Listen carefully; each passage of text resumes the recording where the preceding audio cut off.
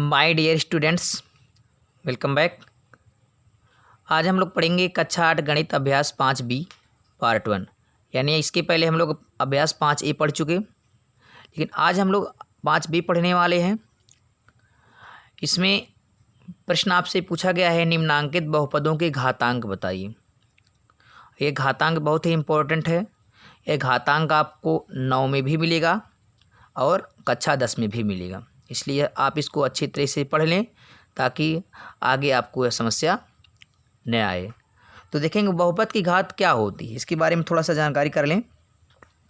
बहुत सिंपल सी बात है। बहुपद की घात जो होती है, बहुपद में चर की, चर माने आपको पता ही है, चर अचर। चर में जो अक्षर के रूप में होता है वो चर होता है, जो गिनती के रूप में होता है वो अचर होता है। तो अक्षर वाला अक्षर में आपके A to Z यानी A से Z तक कुछ भी हो सकता है। तो बहुपद में चर की अधिकतम माने सबसे बड़ी घात को बहुपद की घात कहते हैं। यानी कोई बहुपद है, उसमें अगर चर की जो सबसे बड़ी घात होगी वही बहुपद की घात कहलाएगी। तो यहाँ देखें, प्रश्न में दिया है बहुपदों के घातांक बताइए। तो यानी कई बहुपद दिए गए हैं, इसमें आपको घातांक बताना है। तो हम पहले बहुपद में देखेंगे, इसमें 2x³ + 5x² - 7 यह पूरा बहुपद है। बहुपद में चर की घात, तो चर क्या है, चर यहाँ x है। तो यानी इसमें हम देख रहे हैं बहुपद में चर जो है एक चर है, एक चर वाला है जो जिसमें x है। ठीक, चर मिल गया। चर की सबसे अधिकतम घात, तो इस चर की देखें, इस चर की घात 2 है और इस चर की घात 3 है। तो सबसे अधिकतम घात क्या है, 2 से बड़ा 3 होता है। तो सबसे अधिकतम घात जो है वो 3 है। तो हम कह सकते हैं कि बहुपद में चर की अधिकतम घात 3 है, इसलिए बहुपद की घात क्या कहलाएगी, 3 कहलाएगी। ठीक है, आप लोग लिखेंगे उत्तर में कैसे लिखेंगे बहुपद में चर की अधिकतम घात जो है वो क्या है, 3 है, इसलिए बहुपद की घात 3 होगी। ठीक, आप इस परिभाषा के अनुसार लिखेंगे। दूसरा देखें, 4x² 5x - 2x 2 लिखा है प्लस 3x पे 4 लिखा है। तो हम यहाँ पे चर देख लें। सबसे पहले चर देख लेंगे, यहाँ चर है, यहाँ भी चर है और यहाँ चर है। चर की सबसे बड़ी घात क्या है, तो यहाँ 2, यहाँ है 4, यहाँ 1 समझ लो है। तो सबसे बड़ा घात क्या है, 4 है। तो यही सबसे बड़ी घात जो है बहुपद की घात कहलाएगी। आप लोग लिखेंगे कि इस बहुपद में चर की जो अधिकतम घात है वो 4 है, इसलिए बहुपद की घात क्या कहलाएगी, 4 कहलाएगी। इसमें हम तीसरा वाला देखेंगे, इसमें कोई चर नहीं है। जब चर ही नहीं है तो उसकी घात क्या बताएंगे। तो अगर मान लीजिए चर 0 है, कुछ नहीं है तो 0 होगा। तो अगर चर 0 है तो बहुपद की घात भी क्या हो जाएगी, 0 होगी, क्योंकि इसमें चर तो है नहीं। इसमें देखेंगे, इसमें चर आपका x है, इसमें भी चर x है। तो इस चर में सबसे बड़ी घात, इसमें 1 घात है, कुछ नहीं है तो 1 घात है, और यहाँ 2 घात है। तो 1 से बड़ा 2 होता है, तो हम चर की घात सबसे बड़ी घात जो है 2 है। तो बहुपद की घात क्या कहलाएगी, 2 कहलाएगी। यहाँ देखें, इसमें y चर है, इसमें x चर था, इसमें y चर है, तो y ले लें। यहाँ y देख रहे हैं, यहाँ y। तो यह y पे देखेंगे सबसे बड़ी घात क्या है, तो देखेंगे यह 5 है, यहाँ 6 है, यहाँ 7 है। तो सबसे बड़ी घात क्या है, 7 है। तो लिखेंगे बहुपद में चर की जो अधिकतम घात है वो 7 है, इसलिए बहुपद की जो घात होगी वो 7 होगी। ठीक, इसमें देखेंगे, इसमें एक चर है, अकेला है, उसी चर पे जो भी घात होगा वही बहुपद की घात कहलाएगी। तो अकेला चर है, इस पर कितनी घात है, 5 घात है, तो यही 5 क्या हो जाएगी, बहुपद की घात कहलाएगी। और अब देखेंगे हमारा छठा जो अगला है, लिखा है 20x³ और 12x² y² - 10y² + 20। हम देख रहे हैं यहाँ पे 2 चर है। यहाँ पे अभी तक हम लोग पढ़े तो एक चर वाला जिसमें x अकेले में था, दूसरे में y था, लेकिन यहाँ देखेंगे इसमें 2 चर है। एक ही बहुपद में 2 चर मिल गए। तो क्या करेंगे, इसमें बहुपद की घात लगाने के लिए आप अगर 3 कर देंगे तो आपका बहुपद गलत माना जाएगा। ठीक, अगर आप 3 पे करते हैं तो बहुपद आप देख के करेंगे तो सबसे बड़ी घात 3 है, 3 कर दिए। वो 3 कब करेंगे, जब बहुपद में एक ही चर हो। तो एक चर में जो सबसे बड़ा घात था तब तक तो आप कर दिए सबसे बड़ी घात को, लेकिन जब चर में आपके इस बहुपद में 2 चर हों तो क्या करेंगे, जो सबसे बड़ी घात होती है उसको आप नहीं कर पाएंगे। यहाँ 3 है तो आप 3 नहीं कर पाएंगे, ये आपका क्या हो जाएगा, गलत हो जाएगा। अब क्या करना है, अब हमें ऐसे चर लेने हैं जिसमें x वाला भी बड़ा हो अधिकतम घात, तो y वाला। तो यहाँ y पे 2 अकेले है, यहाँ x पे 3 अकेले है, तो आप 3 2 तो कर नहीं सकते हैं। तो देखेंगे इसमें इस बीच वाले में जिसमें x और y दोनों में है, दोनों है। तो एक्स पे कितनी पावर है, एक्स पे 2 पावर 2 घात हैं, और वाई पे कितनी पावर है, वाई पे 2 पावर है। तो दोनों मिलके क्या हो जाएंगे, एक्स पे कितने, एक्स वाई पे जो दोनों की पावर हो जाएंगी वो 4 पावर हो जाएंगे। कितने हो जाएंगे, अगर हम 2 2 जोड़ लें तो कुल मिला के कितना पावर हो जाएगा, 4 पावर हो जाएगा। तो हम कह सकते हैं इस बहुपद की घात जो होगी वो क्या होगी, 4 होगी। लिखेंगे बहुपद की घात बराबर 4। ठीक है। इस तरह से आप अगर एक बहुपद में 2 चर हों तो दोनों चर के ऐसे हम लेंगे जिसमें दोनों चर आए। देखें यहाँ पे दोनों चर नहीं है, यहाँ पे अकेला एक्स है, यहाँ पे देखें वाई अकेला है। तो दोनों किस में है, तो दोनों यहाँ बीच वाले में देख रहे हैं, तो बीच वाले में दोनों लोग हैं और दोनों के जो पावर हैं घात हैं उनको हम जोड़ लेंगे। ठीक है, जोड़ने पे जो प्राप्त होगा वही बहुपद की घात कहलाएगी। यहाँ अगला दिया गया है कुछ नोट, यहाँ पे आपको दिया गया है जब चर पद पर कोई घात न हो तो उसकी घात होती है 1। कोई चर हो अगर उस पर घात न दिया हो, आपसे पूछ ले कि उस चर की घात बताइए, तो उस पर घात 1 होता है। देखिए यहाँ पे चर है, चर एक्स ले लिया गया है, एक्स पे कोई घात नहीं है। जब कोई घात ना हो, चर है, देखिए यहाँ पे जब चर पद की कोई घात ना हो तो उसकी घात होती है 1। तो यहाँ पे कोई घात नहीं है तो समझ ली 1 छिपा हुआ है, तो बहुपद की घात क्या कहलाएगी, 1 कहलाएगी। सदैव 1 होती है, कुछ भी ना रहे तो 1 होता है। अगला देखेंगे, जैसे में हम यहाँ पे 1 होगी, वाई पे कुछ नहीं है तो वाई पे कितना हो जाएगा, 1 हो जाएगा। तो बहुपद की घात क्या कहलाएगी, 1 कहलाएगी। लिखेंगे बहुपद की घात बराबर 1 होगी। ठीक है, यहाँ भी 1, यहाँ भी 1। अब यहाँ देखेंगे हम लोग, लिखा है जब अचर पद, अचर माने गिनती वाला, जब अचर पद पर कोई घात नहीं हो तो उसकी घात होती है। यहाँ देखिए यहाँ पे 0 होगी। जब अचर पद पर कोई घात न हो तो उसकी घात क्या होती है, 0 होती है हमेशा। और चर पे क्या होती है, चर पे 1 होती है, अचर पे 0 होती है। जैसे यहाँ पे दिया है 5, अब 5 के बाद कुछ नहीं लिखा है, सिर्फ 5 लिखा है, तो 5 क्या है, अचर है, गिनती में है। इसकी घात अगर पूछ लिया जाए तो एक गिनती में अचर है तो चर की घात क्या होती है, 0 होती है। तो समझ लीजिए इसकी घात क्या है, 0 है। कोई भी घात नहीं तो 0 है। यहाँ भी 3 है, 3 भी अचर है, इस पर कोई घात नहीं लगा है तो क्या होगा, घात हो जाएगा 0। घात क्या होगा, घात होगा 0 हो जाएगा।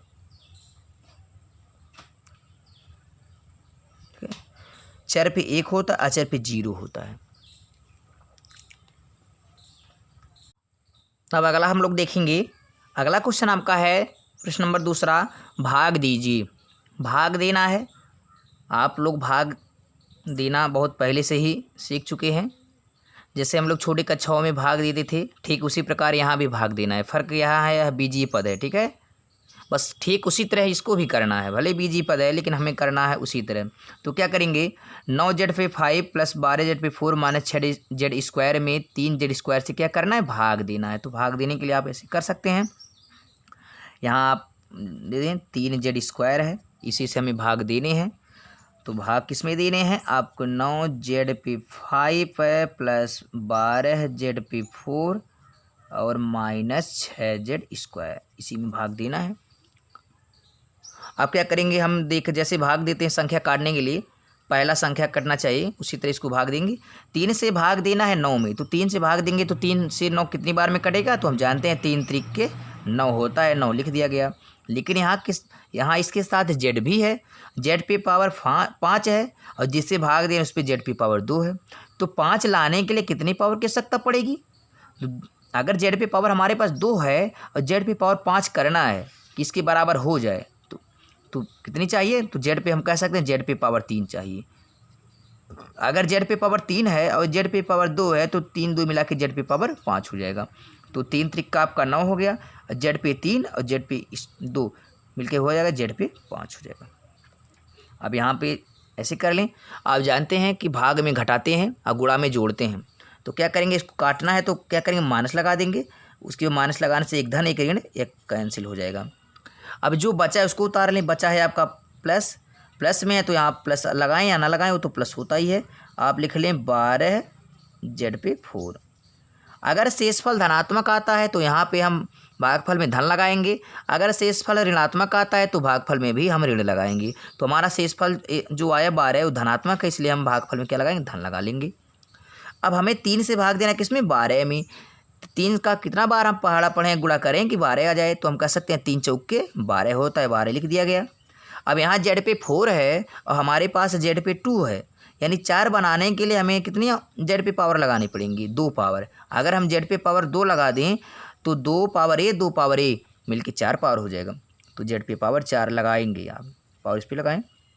क्यों लगाएंगे, क्योंकि हमें उसको काटना है, भाग देना है, भाग माने उसको हटा देंगे, विभाजित कर देंगे।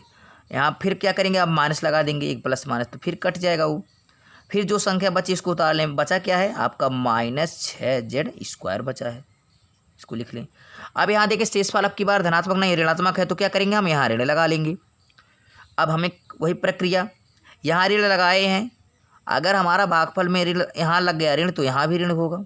क्यों, क्योंकि हम ऋण से गुणा जब धन में करते हैं तो क्या होता है, ऋण होता है। कि 3 क्या है, धनात्मक है, और ये है ऋणात्मक, तो धन ऋण से गुणा धन में करेंगे तो क्या होगा, ऋण होगा। अब 3 से भाग देना है 6 में, तो कितनी बार जाएगा, 3 दूनी 6, 6 हो गया।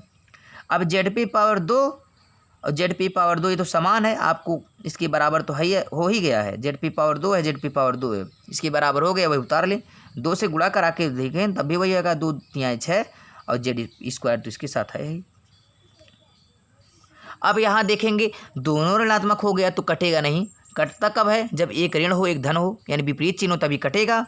तो क्या करेंगे, हम यहाँ पे अब प्लस कर लेंगे। जैसे यहाँ पे प्लस था माइनस कर लिए काटने के लिए, तो क्या करेंगे, ऐसे माइनस है तो क्या करेंगे, प्लस करेंगे। यह पूरी तरह से कट गया, कट के 0 हो गया। अब जो आंसर आपका प्राप्त हो गया भागफल में, वही आंसर हो जाएगा। आंसर क्या हो जाएगा आपका, 3z³ + 4z² - 2, यही आपका हो जाएगा क्या, आंसर हो जाएगा। और दूसरे भी तरीके से अगर आप करना चाहें तो दूसरा भी तरीका आपको बताया भी गया है, इसके पहले देख लें। यहाँ हम साइड में बता दे रहे हैं, बटा करके, भाग माने बटा भी होता है, आपको पता भी है। 9z/5 + 12z/4 और -6z² में भाग किससे देना है, भाग देना है 3z² से। तो हम क्या करेंगे, हम कॉमन ले लेंगे, क्योंकि घर प्लस माना का चिन्ह होता है तो कॉमन ले लिया जाता है। कॉमन लेंगे तो ऊपर क्या कॉमन मिलेगा, ऊपर 3 कॉमन मिल जाएगा, ऊपर 3 कॉमन मिलेगा और जेड पे 2 मिल जाएगा, क्योंकि जेड पे 2 जेड² जो होता है वो पूरे में है, तो स्क्वायर कॉमन ले लिए इसके पहले। अब कॉमन से भाग दे देते हैं। अब यहाँ तो बटे जो है आपका वही रहेगा 3z², उसको तो बदलना नहीं है।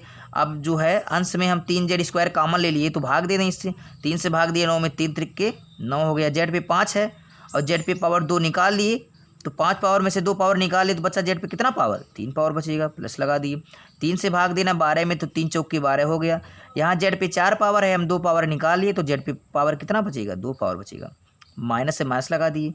अब 3 से भाग देना 6 में, तो 3 दूनी 6, जेड पे पावर 2 है और 2 पावर हम निकाल चुके, कुछ नहीं बता, यही बचा। अब 3z², अब यह गुणे के रूप में हो गया, यहाँ बटे के रूप में, इससे यह कट गया। अब वही जो प्राप्त हो गया है वही आंसर है आपका, 3z³ + 4z² - 2। देखें यहाँ भी वही चीज़ें हैं, यहाँ भी वही चीज़ें हैं, तो दोनों तरीके से आप भाग लगा सकते हैं। लेकिन अगर संख्या यहाँ पे मान लीजिए यहाँ पे 2 संख्या है, अकेली है, एक पद में है, 2 पद में होता तब भी कर सकते, आपको कॉमन लेना पड़ता। लेकिन यह भाग देना आपके लिए आसान है, क्योंकि जो भी भाग देंगे आप इसी आधार पे आगे देंगे। अब हम लोग देखेंगे खंड ख, इसका है, लिखा है x² + 9x + 20 में भाग देना x + 4 से। तो क्या करेंगे, जिससे भाग देना यहाँ इसको कर दें, x + 4 लिख दिया जाए। अब भाग हमें किससे देना है, यहाँ लिख दें x + 4 है, और भाग देना है हमें x² + 9x + 20 में भाग देना है। अब क्या करेंगे, हम यहाँ देखेंगे अभी तक हम लोग भाग दिए एक पद था, लेकिन अब 2 पद है, तो 2 पद में किससे भाग देंगे, जो पहला चर होता है उसी से भाग देते हैं। तो पहला चर x है, x से भाग पूरे में देंगे, ये जो इसके साथ है उसके साथ वह रहेगा ही। अब देखेंगे x से भाग दे रहे हैं तो कितना पावर है, 1 पावर है, और जिसमें भाग दे रहे हैं उस पर 2 पावर है, तो कितनी पावर की आवश्यकता पड़ रही है। अगर x पे 1 पावर और मिल जाए तो यह इसकी बराबर हो जाएगा और इसको यह विभाजित कर देगा। तो यहाँ 2 पावर है, यहाँ पे 1 पावर है, कुछ नहीं है तो 1 है, तो 1 पावर और इसको चाहिए। अगर वह संख्या वही रहे तो वह उस पर 2 पावर होगा। अब जो आया उसी का क्या कर देंगे, हम दोनों में गुणा कराएंगे। अब x से भी हम इसमें गुणा करेंगे और इसमें भी गुणा करा देंगे। x से x में गुणा कराएंगे तो x स्क्वायर हो जाएगा, 2 बार आया, धन था धन लगाए। अब x का गुणा 4 में कराएं तो 4x हो गया। अब फिर वही काम, घटाना में चिन्ह परिवर्तन, धन है तो ऋण या धन है तो ऋण। यह धन स्क्वायर से माइनस एक्स स्क्वायर कट गया। अब यह देखें बीजी पद है, इसको देखेंगे, धन है, अगर दोनों चिन्ह समान होते तो जोड़ लेते, चिन्ह समान नहीं है तो घटा लेंगे। ये जो बीच वाला जो चिन्ह आप देख रहे हैं इसका महत्व खत्म हो गया है। ये 3 चिन्ह हो गए, 1 2 3, ये बीच वाले चिन्ह का महत्व खत्म हो गया। क्यों?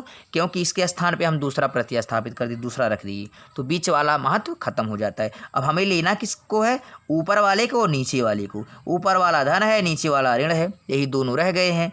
तो एक धन एक ऋण, चिन्ह असमान हो, असमान चिन्ह क्या करते हैं, यहाँ बस ध्यान देंगे, यह समान चिन्ह जो होगा उसमें हम क्या करेंगे, घटाएंगे। यह समान चिन्ह क्या करते हैं, घटाते हैं, घटाते हैं। और जो समान चिन्ह होगा उसको क्या करेंगे, जोड़ेंगे। समान चिन्ह पे क्या करेंगे, हम जोड़ लेंगे।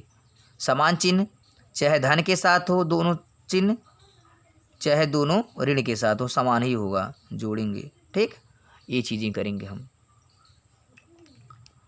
अब देखेंगे +4 9x माइनस 4x, तो जिसका अंक बड़ा होता है उसी का चिन्ह लेते हैं। 4 से बड़ा 9 है, 9 धनात्मक, धन का चिन्ह, 9 में से 4x निकल जाएगा, बचेगा 5x। और जो अब यहाँ 2 पद है तो इसको भी 2 होना चाहिए, तो 2 होना चाहिए, तभी एक हमारा बचा है, उसको नोट कर लें। क्या बचा है, +20 बचा है, इसको कर दिया जाए। यह भी 2 पद है, यह भी 2 पद। अब करना क्या है, फिर वही काम, फिर हमें x से भाग देने हैं 5x में। x से भाग देने में 5x, तो x तो x काट देगा, लेकिन 5 को काटने के लिए, 5 को विभाजित करने के लिए हमें उसी के जैसा लाना पड़ेगा। ठीक है, जैसे हमें किसी हथियार को काटना हो तो उस हथियार के अनुसार ही हम उसको प्रयोग करते हैं। ठीक है, वही हथियार उसको हम अगर लाए उसी जैसा तो उसको ख़त्म कर पाएंगे। अब यहाँ x को मारने वाला x तो है, x को x मार सकता है, लेकिन x जो है 5 को नहीं मार सकता है। तो 5 को मारने के लिए, 5 को विभाजित करने के लिए 5 की आवश्यकता पड़ेगी। तो हम क्या करेंगे, 5 लेंगे। ठीक है, x नहीं लेंगे क्योंकि x हमारे पास है, तो यहाँ लिखेंगे, यह शेषफल धनात्मक है तो धन लगाएं। अब यहाँ लिखेंगे 5, क्यों लिखेंगे, क्योंकि हमें इस 5 x को काटना है। x को x काट देगा, लेकिन 5 को कौन काटेगा, 5 को 5 काटेगा, इसलिए हम 5 ले लिए। अब क्या करेंगे, फिर वही काम, 5 से x में गुणा कराएंगे, फिर 5 से गुणा कराएंगे 4 में, तो 5 से x में गुणा कराएंगे तो हो गया, 5 का x में गुणा कराएंगे तो 5x हो जाएगा। यह भी धन है, यह भी धन, दोनों चिन्ह समान है, समान चिन्ह का गुणा प्लस होता है। अब 5 से गुणा क्या करेंगे, 4 में, 5 चौके 20 हो गया, तो संख्या के बराबर ये संख्या आ गई। अब क्या करेंगे, इसको काटेंगे, दोनों समान है तो कटेंगे नहीं, तो चिन्ह बदलना पड़ेगा। यहाँ प्लस है तो क्या करेंगे, हम माइनस कर देंगे, अगर माइनस होता तो प्लस कर देते। यहाँ प्लस है, कोई चिन्ह है तो प्लस है, तो क्या करेंगे, माइनस कर देंगे। अब इतना करने के बाद अब दोनों संख्याएं आप एक दूसरे से काट सकते हैं, काटने पे 0 आ गया। अब हमारा जो भागफल आया वही आपका आंसर हो जाएगा। तो भागफल में क्या आया है, भागफल में x धन 5 आया है, तो x + 5 जो है आपका क्या हो जाएगा, आंसर हो जाएगा। ठीक है, आप दूसरे भी तरीके से भी निकाल सकते, और भी तरीके हैं गुणनखंड करके, लेकिन आप जब आगे गुणनखंड पढ़ेंगे, आपको पढ़ाया जाएगा गुणनखंड, तब आपको दूसरा विधि भी बता दिया जाएगा कि किस तरह से गुणनखंड विधि से भी हम भाग निकाल सकते हैं।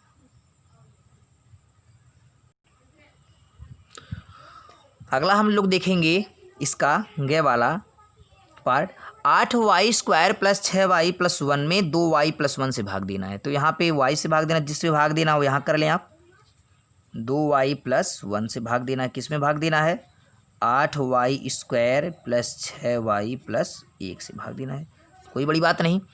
अब हम देखेंगे यहाँ है 2 और यहाँ है 8, तो 2 से भाग देना, 8 में तो कितनी बार जाएगा, आपको पता है, 2 चौके 8, 8 होता है, 8 लिख लिया जाए। अब लेकिन यहाँ y की बात करें, यहाँ इसके साथ y है, यहाँ इसके साथ भी y है, इस y पे कोई घात नहीं है तो 1 होता है, और इस y पे कितने घात हैं, 2 घात है, तो 2 घात मारने के लिए 2 घात की आवश्यकता भी पड़ेगी। तो 2 घात हटाने के लिए, 2 घात को विभाजित करने के लिए हमारे पास 2 घात होना चाहिए। तो हमारे पास 1 घात है, तो कितना घात ले लें कि 2 हो जाए। अगर हम y का 1 घात ले लें तो 2 घात के बराबर हो जाएगा। अब क्या करेंगे, अब वही काम करेंगे, जो संख्या प्राप्त हुई यहाँ, अब उसका दोनों में, यहाँ दोनों संख्याएँ थी ना, एक भी है, तो आप क्या करेंगे, आप इस संख्या का ये जो 4y है इसका फिर क्या करेंगे, दोनों में हम मल्टीप्लाई गुणा कराएंगे। गुणा कराने पे जो आएगा उसको हम नीचे लिख लेंगे। 4 दूनी 8 हो गया। y का y गुणा करेंगे, y 2 बार आया है तो y पे 2 पावर लगा दी। यहाँ धन है, धन लगा दी। 4y का 1 में गुणा करेंगे तो 4y करने 4y, 1 का गुणा किसी संख्या में कराते हैं वह संख्या वही प्राप्त होती है। फिर वही काम करेंगे, चिन्ह परिवर्तन कर लेंगे। ठीक है, यहाँ देखें हैं दोनों धन है, यहाँ भी धन, यहाँ भी धन, दोनों समान चिन्ह है, तो काटने के लिए चिन्ह बदलना पड़ेगा। घटाने के लिए आपको पता है घटाना में चिन्ह बदलते हैं। यह भी दोनों धनात्मक है तो क्या करेंगे, बदल लेंगे।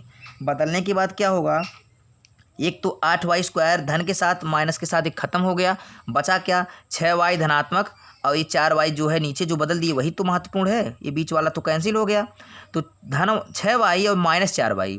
अब चिन्ह विपरीत हैं तो विपरीत चिन्ह घटते हैं, घटने पे चिन्ह क्या लगाएंगे, जिसका अंक बड़ा है, 4 से बड़ा है 6, तो 6 वाला अंक क्या है, धन है, धन लगा दी। धन लिखें या ना लिखें कोई फर्क नहीं पड़ता। 6y में से 4y घटाएंगे तो आएगा 2y। और यहाँ पे 2 पद हैं तो इसको भी 2 पद बनाएं। एक पद है तो शेषफल अभी कुछ रह गया, इसको उतार लें, इसको +1 रह गया, इसको उतार लिए। अब हम देख रहे हैं कि 2y + 1 2y + 1 वही संख्या को काटना है उसी से, तो कितनी बार आ जाएगा, एक बार। जैसे मान लिया जाए 5 को हमें 5 से काटना है तो कितनी बार काटेंगे, तो 5 एकन्ने 5, एक बार में काट देते हैं। किसी संख्या को अगर उसी संख्या से काटना है तो एक बार में वो संख्या कट जाती है। इससे शेषफल कैसा है, धनात्मक है तो धन लगाएंगे। अब 2y + 1 को 2y + 1 से काटना है तो कितनी बार में कटेगा, एक बार में। हर संख्या एक बार में वह स्वयं से कट जाती है। अगर वो संख्या समान हो तो एक बार में कट जाएगी। तो 2y + 1 का जब 1 से गुणा कराएंगे तब भी वही 2y + 1 हो जाएगा। यहाँ 2y + 1 हो गया। अब क्या करेंगे, फिर वही काम कर लें, चिन्ह बदल दें। बिना चिन्ह बदले आप काट नहीं सकते हैं, क्योंकि यहाँ पे देखें दोनों धन है। अगर दोनों ऋण होता तो कट जाता, लेकिन दोनों धन है ना, या दोनों ऋण होते तभी नहीं करता, दोनों धन होते तभी नहीं करता। अगर चिन्ह समान है तो नहीं कटेगा, चाहे धन के साथ हो या ऋण के साथ हो। अगर चिन्ह असमान हो तभी कटेगा। तो काटना है भाग में घटाना भी है, तो घटाने के लिए आप पता है आपको कि चिन्ह परिवर्तन, दोनों धन है तो माइनस, यहाँ भी दोनों धन है तो माइनस। अब क्या करेंगे, वही संख्या 2y + 1 और ये भी 2y + 1 पूरी तरह से कैंसिल हो जाएगा 0। अब जो आंसर आपका प्राप्त हो गया, भागफल में जो आया वही आंसर हो गया। भागफल में क्या आया है, 4y + 1 आया है, तो 4y + 1 is the right answer. ठीक है, इसका आंसर हो जाएगा। तो अब इस आधार पे जो भी दिए गए प्रश्न है उसका आप अभ्यास करें।